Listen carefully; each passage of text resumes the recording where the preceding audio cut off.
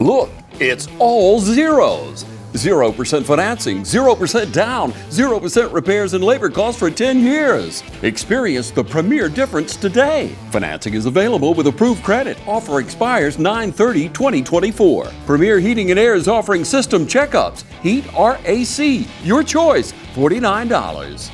Free estimate restrictions may apply, and this offer can't be combined with other offers. Experience the premier difference today. Log on to dublin.premierishere.com. Premier Heating and Air, a locally owned and operated company.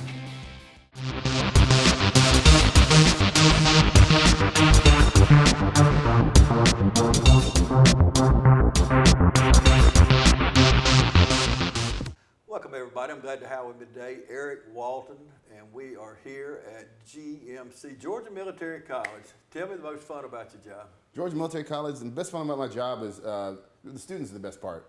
Any part, interacting with the students, seeing them grow, seeing a student when they start with us and maybe not having a direction about what they want to do and who they want to be in life. And by the time that they leave, knowing that they're going to be a nurse or a doctor or going into a business and having the first step of that journey completed, that's the best part. So what kind of degrees are available? So we have several different degrees. If you want anything from your English, your psychology, sociology, up into your math, your biology, nursing degrees, we do a lot of those courses in-house here with our students, where they take classes with professors.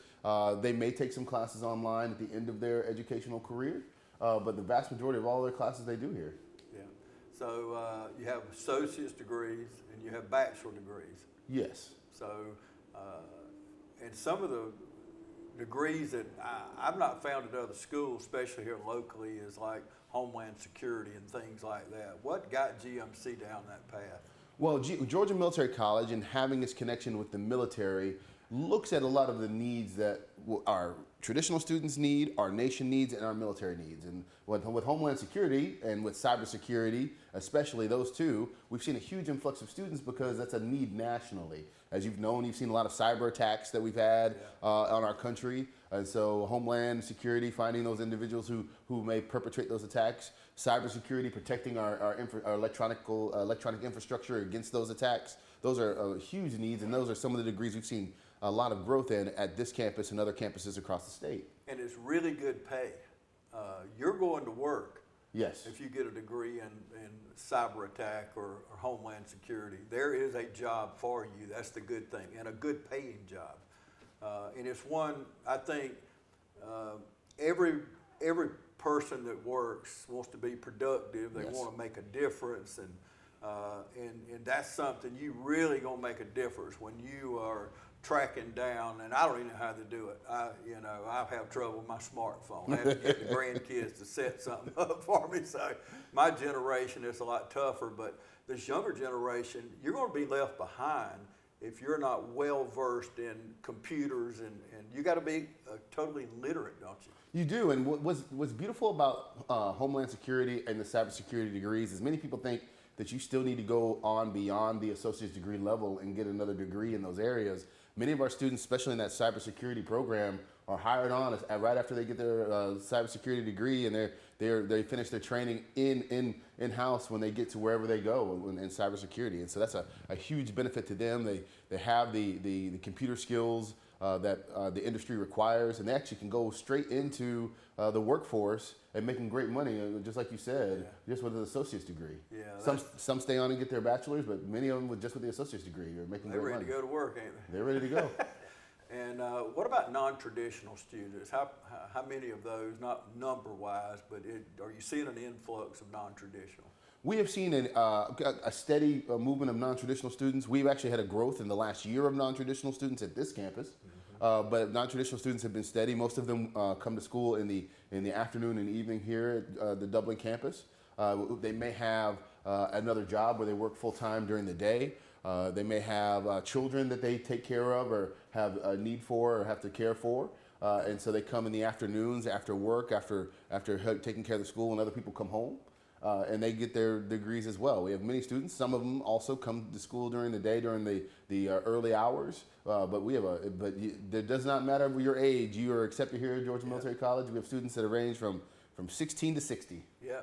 Absolutely. You're never too old to learn. I mean, you always could keep your mind turning. I take for granted sometimes these terms that we use, but someone may be watching and they don't know what non-traditional is. Explain that to us. Non-traditional is anybody who did not go to college straight out of high school. So if you even took off a year just to have a gap year, you would be considered a non-traditional student because you didn't you matriculate straight from high school going into college. So you could be a 19-year-old non-traditional student. You could be a 35-year-old non-traditional student. It's just somebody who waited just a little bit of time, and in some cases a long time, to go to college. Well, and if you're watching now, you've lost your job, there's layoffs, you're at a dead-end job, whatever it may be. All you got to do is go online. Y'all have a wonderful website, and it's easy to maneuver through. So, and that's been up on the screen as we talk, and we'll leave it up and down as we talk about it in the next few minutes. We're going to take a quick break. We'll come back right after this. Hey, I'm Perry at Williamson's Bakery. For 60 years, my family's bakery has supported area athletic programs. And I would like to personally thank you for supporting us. And I'd also like to say, go Irish, go Falcons, go Raiders, and go Crusaders. Come in today for all your bread needs, your pies, your donuts, and all your birthday cakes. If you'd like to do a special order, give us a call at 272-3344. Check us out on Facebook as well. So if you need a special order for a tailgate, give us a call the day before. We'd love to take care of you. So call or come by today. We're located at 1634 Veterans Boulevard, or you can call us at 478-272-3344, or you can catch us on Facebook. Williamson's Bakery, waking and baking since 1965. I'm Heath Richter, and we just want to invite everybody to come on down to the Houston Clinic and check us out at our new facility. We've been in Dublin for a while now, obviously, but have a new office here, and we'd just like you to come down and see some of the new stuff we're offering. And if you need to get checked out, we'd be glad to do that for you. We've got able to do some ultrasound-guided injections now, and physical therapy, and just a little bit better space, so hopefully we can get you in and out of here a little bit quicker. Come by and see us today at our brand new location, the Houston Clinic, Medical Drive in Dublin. Welcome back, everybody. Continuing my conversation with Erik Walton with Georgia Military College. I came a few weeks ago, and I heard you teaching. And instead of turning around and leaving, I stayed for about 10 minutes listening to you teach. You're very passionate. What do you like about the classroom? So I am a professor of political science and economics. So I teach mainly American government, and I love the United States government. I love teaching students about the United States government.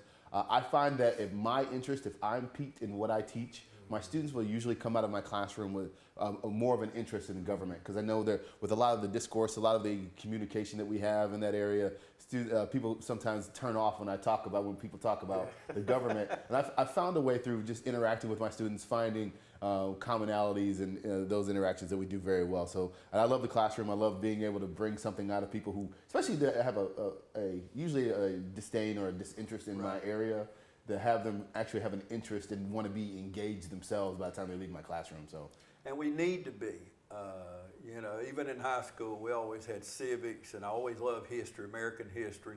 I didn't like world history as much as I did American history, but we need to know from a historical vantage point where we've been, because what's the saying that if you don't know history, you're doomed to repeat it. Yeah. So we have to do that. Talk a little bit, we've talked off camera about it, but talk about your background as far as how you were educated, where you were educated. So my background comes from a lot of different places. I was born in Atlanta, but I went to college in Tennessee. And then I also went to graduate school in Michigan. In Tennessee, and being educated in Tennessee, and a more conservative view of Tennessee, and then a more liberal view in Michigan, gives me a unique perspective to bring to my students. I usually will, in my classrooms, give examples of what I learned and how the world looked from people who lived in Tennessee, and then I will also give them the perspective of a world of people who lived in Michigan, who really aren't too far apart on the United States map, but have two very different views of the world because what they live through, how industry develops, how the United States government has interacted with those states over time. It gives a very different view of what things are and who they are as people, which is why they choose to vote the way they choose to vote. Yeah, and you got good people everywhere. Yes. We may talk a little different, we may act a little different, but when it comes down to it, we have a lot more that joins us together than what separates us. And that's what we have to do in dialogue is, come to some common ground. Yes. And that's probably where you are headed in your class. But it sounded like to me, I hate to say picking a fight, but challenge. I'm gonna just say pick a fight then. Not literally. Don't take it literally here. Trying to get the creative juices flowing and talk about how you like to. It sounds like to me you throw a bomb in there and back off. And well, that does happen at times, especially if I have large classrooms. You want to make sure that students engage.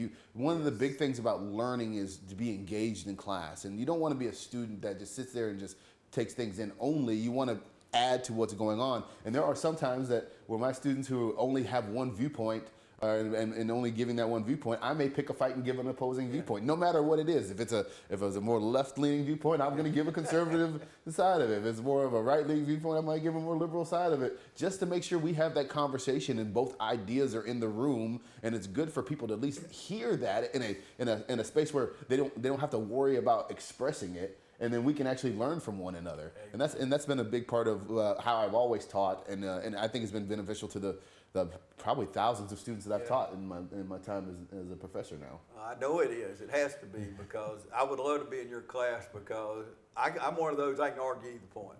I don't have to be for it. I can still debate you on that issue, because both sides of the spectrum. The way our parties divide, we're Democrat or Republican, the independents, it's just not, it's hard to break through that two-party system. Oh, yes. What do you find out, because I talk to people all the time, younger people, and I'll ask, for example, how many Supreme Court justices are there? Who's the vice president? How many branches of government? And I am just totally in shock at the people, the under 30 or so, 35, that don't know basic questions. What do you find out in your classroom? What do you see? Well, actually, I love that you asked that. The first thing that my students do when they take my class, my political science class, is the first day we walk in and they have a quiz. And some of them are really taken aback by that, but they're questions from the international, the Immigration and Naturalization Services exam. And I say, these are questions from the INS citizenship test. When I test students who are not from the United States, they do very well. I say, when I test the American students who've grown up with this their entire life, we don't do so well. So we're going to see how we do as a class. And I don't go over how everybody does individually, but I bring the statistics the next day of the questions that we got right as a class and the questions that we got wrong as a class and how we did. And it gives everybody a perspective of what we know and what we don't. And it kind of starts the class off and say, okay, this is what we don't know. And now this gives us a direction of what we can do about filling in those gaps, and so we know the answers to those questions, because every single question you just asked is on that test I usually give them. And I love it. And you give that test basically, like you said, to see where we're starting from. Yes. And then you know where to focus on. But so what do you hear from the kids, students about do they vote? Or do they think their vote don't count? These are things I love to ask people all the time, but what are you hearing from your students? When I started teaching 14 years ago, I used to get a lot more of my vote doesn't count. We are seeing an influx of younger people who now realize that they have a voice. This generation that is coming up is very large. We had the baby boomer generation that dictated and dictates a lot of what America is and America was. I think this generation who is coming up is going to have that opportunity again, and I think they realize it already. And so they're very opinionated, and they understand that they have a chance to change things around them, because again, as being as big as they are, they've seen that even before they even had the chance to vote. Yes. And so they're a lot more engaged than previous generations I've taught, which is a good thing. And then actually they already have usually a pretty good sense of education on their shoulders when they get to me as well. So that's also better that I'm seeing in years lately. And I disagree with a lot of people I talk to, because I believe, young kids are always put down. Oh, these kids now. But I'm telling you, most of the kids, I'd say 90% of young people are really good people. They want to be engaged. They want to learn. They're like a sponge. They're just trying to soak everything up. But so what do you think about the young people, well, from your perspective? Do you think that, to me, hope springs eternal? Yes. And I see good kids coming up What is your feeling about the future when you look at these young people? I am encouraged. They have all the information at their fingertips. They just need to be able to gain that right information. That's what we do here at Georgia Military College. Put them in the direction of how to gain the correct information. Not my belief of the information, but I mean like being able to go out and gather the information they need to gather to be educated intellectuals and productive intellectuals. And so one of the benefits is that they know how to get the information already. They just don't know where the best places to look. Yeah. And so that we are able to direct them. I'm able to direct them in my class and say, hey, why don't you want to look in these directions, or look up this information from these differing viewpoints. And a lot of my colleagues are doing the same way. And we're seeing a very good work product from students when they know what are the good sources to grab and where to look, and to expand outside of what they've always used as the direction of where they were going. When you talked about starting 14 years ago, a lot of kids then maybe didn't think their vote counted, and then fast forward 14 years, you see a little different child. But other than that, what's the biggest difference you see the day you got in the classroom and, well, I don't know if you've taught today. Have you taught class today? Taught yesterday. Yesterday. So what do you see? What's the biggest difference between kids 14 years ago and today? They usually know where they want to go. They may not know they'll get to that road for sure, but they definitely, between 14 years ago, students came in, and the question is, what do you want to do with your life or your degree, is also one of the questions I ask when I first talk to a group of students. Before we do the INS Citizen Step test, I have a little questionnaire. What do you want to do with your life or degree? And most of them used to say, I don't know. Today, if at least people have a dream or a direction that they want to go into, which is great. Students just want to be molded. They want to be able to, how do I get to my destination? What are the steps to get to my destination? And that's been a great thing to see. Our young people are motivated. We just need to help them get from one place to another. Online's big. A lot of people can't come in, and online really helps a lot of people. But I want to know from a personal opinion, do you think you're better off in the classroom, or can you learn just as well online? I'm going to give an answer that falls a little bit in between, and it's a true statement on my beliefs. If you are a great student when it comes to organizing yourself, and that means you have to take a little bit of accountability of who you are as a person. If you think that you are organized, you think you are a self-starter, that online will work for you. If you have any direction that you need as a person, if you need any motivation, if you need somebody to help motivate you, if you need somebody to help direct you, if you need somebody to help give you a little bit of a helping hand, you want to be in class. That's the benefit of you. There are many students who go online for the convenience of online, and online is great, and I'm glad our largest campus for Georgia Military College is our global online college, which does great in educating individuals, and we have a lot of self-starters who do amazing online. But we have a lot of students who also do amazing in class because they need those resources to do amazing in class.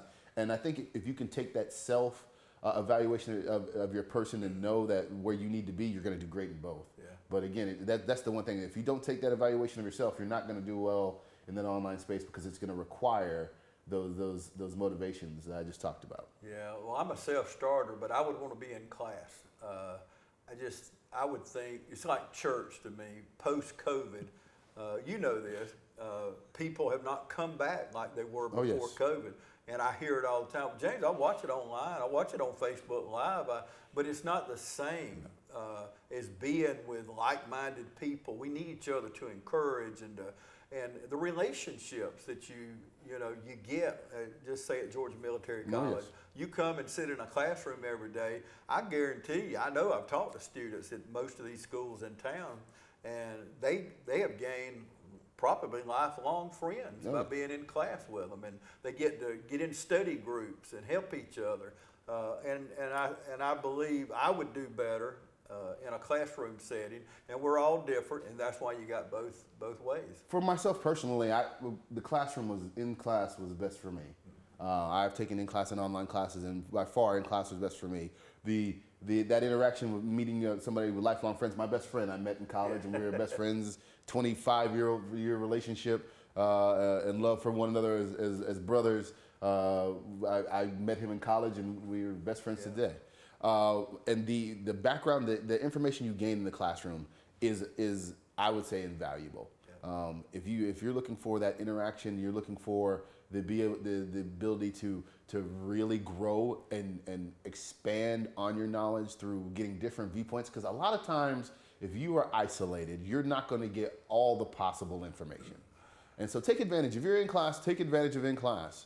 Come to in-class classes, because if you want to grow, truly grow your knowledge, find other people who have some knowledge themselves and use that knowledge to build your own knowledge. And that's the beauty about in-class class. Absolutely. I told you off camera, one of my best friends in the world, we agree on nothing politically. Nothing. Absolutely not one thing do we agree politically.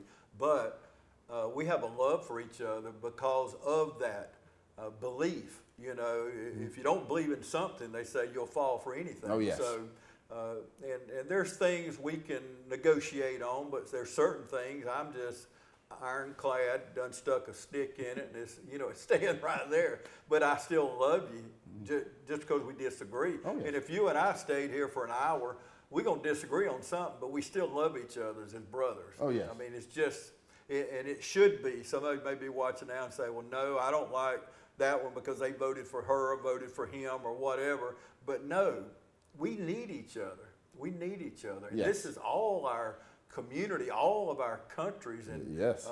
And that should bring us together as the United States of America. It really should. Even if we're all different, we have different backgrounds, we're all working for the same goal, Yes. and that's for just to make things better for all of us. I know you say, well, I'm working for me. Again, if you're working for you, and part of working for yourself, you would probably want to make sure the other people around you are doing good, because if you're the only one doing good and everybody else is doing bad, that does, people look at you a little bit differently, and there's some dangers that come into that play as well. So if we're all being pulled up, we usually are all doing better, and it works for all of us. So. All of our boats rise together, Yes. and it's so much more fun. Because I've always, no matter what I've done, I always want to help people. Oh, yes. It's just, it's something in our DNA, I guess, because you want other people to succeed. And with that, you're going to succeed. Yes. And it's a great feeling when you know you helped somebody get through a rough time. And you and I both, we can sit here all day and tell stories and testify to that. Oh, yes. But we won't do that to you. But we are going to take one more break. We'll come back and wrap it up. Stay with us. I'm Brian Bazemore, President and CEO of Community Bank of Dublin-Lawrence County. We would like to invite you to come by and experience a welcoming banking environment. Come by today and have a cup of coffee and let us talk with you about our many products, savings accounts, checking accounts, CDs, and our many loans. You're more than just a number to us, you're family. Come by today, Community Bank of Dublin-Lawrence County, member FDIC, and equal housing lender. It's football season, and just like your favorite team, Dublin Chevy GMC Nissan's success is built on our teamwork. Here, Mr. Jones, here's your tune-up parts. Thank you. Chevy or GMC, we've got your trucks. I might not have been a great ball player back in the day, but one thing about it, Don sells cars pretty good here at Dublin Chevy GMC Nissan. Welcome back, everybody. We'll kind of wrap things up. If you just joined us, we will air this again, or go to our YouTube channel. Just type in TV35 on the search bar and just scroll down. You'll see the show. But so you've got a new quarter starting October 16th. Correct. So when do you need to get enrolled by? Students can start rolling as early as today, and they can continue rolling all the way up to the 16th. We even have what it's called add drop, which is you are still able to enroll into classes up until the 18th of October. So that gives you the opportunity, if you start a little bit behind in your registration, if you start a little bit behind in trying to figure out where you want to go to school starting this next quarter, we have that opportunity for you coming up very shortly. What's the advantages of coming to Georgia Military College? Well, the quarter system actually gives you an advantage to finish earlier on a slightly accelerated path. So if you went to on a semester school, you're only going to have your class from August to December. Well, we do the same amount of work in a year's worth of work in that half the time. So you come to to us in quarter one, which is just finishing, you can have a whole semester's worth of work completed, and then you can move to quarter two, and you can have a whole semester's worth of work being done in quarter two. So that means in a half of a year, you can have a year's worth of classes completed that you would have under the semester system. That is a huge benefit to students. It allows students to start preparing for their next step. If you're a nursing student, a lot of those nursing programs start in January. If there's a course that you may be missing, a anatomy and physiology, a microbiology, any class that you might need to take just to make sure you can get into a program, a lot of students will come to us in quarter two to make sure they have that course that they're missing or that course they need to retake to make sure they're competitive to get into a lot of these programs that begin in January. So there's a bunch of benefits that come into being on the quarter system. Again, students finish courses on a little bit accelerated pace, have the ability to pivot and adjust courses as needed, and they usually finish a little earlier than their counterparts. And you can transfer about anywhere. After you get your degree here, you could transfer. Like you said, you went to undergrad class one place, and went to Michigan, went to Tennessee. And through the quarter system, those credits are going to transfer almost everywhere, won't they? Yes, Georgia Military College is a SACS accredited institution, which is the same accrediting body that University of Georgia or Georgia State or Georgia Tech fall under. We also are connected to the military, and our name is Georgia Military College. So our students just don't transfer within the United States. We have students who transfer to institutions all over the world, and so we want to make sure that we have the foundation for students to do so. Our motto is start here, go anywhere. Yeah, that's a great motto, and it's the truth. Like you said, you got people all around the world that went to Georgia Military College. Now, how many campuses do you have? We have 8 campuses currently. So you're in Milledgeville, Warner Robins, Dublin, Augusta, Rockdale, Fairburn, Valdosta. Wow. Yeah, I mean you're spread out there. That's really good, and you're led by a military man. Yes. So talk about him. General Caldwell, General William Caldwell III. He's the president of Georgia Military College. Is a retired 3-star general from the U.S. Army. So he has a plethora of educational background and experience, and he's been leading our institution for the last about 11 years now. He has led the foundation for what we are and who we are as an institution. We've seen a lot of growth across our campuses under his presidency, and he cares about our students immensely. One of the things that you will always see is him, if he is walking through the halls of any of the campuses, he will stop and talk to students. One of the things that you may see at other places is that people who are president, a lot of students don't know who the president is of their institution. When our president is on ground at any of our campuses, he makes sure that people know who he is, and that he takes time out of his time to sit down with students to really gauge how they feel and what they need as a student. And he's a great encourager. And I've found the many times I've met with him and talked to him that and I really compare him a lot to Ronald Reagan. You know, Ronald Reagan, he was the great communicator, and you thought you was the only person in the world because they give you that kind of attention. Yes. And same with him. But I saw Reagan in Dothan, Alabama one time, and you would think there's nobody else that exists, and that's what makes them a great communicator, because they're listening, they're hearing you, and they're encouraging you to do better and to let you know, hey, you're doing a good job, hang in there, stay with it. And we all need that from time to time. We need to be encouragers, but we need to be encouraged also. I think that personality trait is matriculated down through all of us who teach under him and work under him as well. Is one of the biggest. People ask, say, what's the biggest recruiting thing that you do at Georgia Military College? And one of the things is this: our being out in the community as our professors, being out in the community as individuals who go to who live in our communities, and our encouragement of the students who are here, and our encouragement of those who are out in the educational space, even going elsewhere. Our institution is great at making sure that we invest in others, and hopefully they get what they need to get from Georgia Military College when they're here, and we see a great success with students who graduate from us. Amen. Can't you tell he's a good teacher? I mean, I don't even know why I'm sitting on the set here. I should have just stood by and filmed the whole thing, but I can tell, talking with you, I have known you, listened to you in the classroom, you truly care, you truly love these students, and you want them to be the best they can be. I love them immensely. I have many students that still reach out to me through social media and other things to make sure they show me where they are today. I love seeing that because, again, many of them, they just, I went to school, they started the school, and many of them told me in the early part of career, I went to school because my parents told me I had to. And then along the way that they found their stride, they found what they need to do, and I get to be a part of that encouragement. And the ones that come back to me and say, hey, you helped me get here, Yes. That's the biggest reward I could ever receive. Yeah, absolutely. That's good stuff right there. So one more time before we go, October 15th. October 16th. October 16th, the next quarter starts. And you can register up to, I guess you said 2 days past.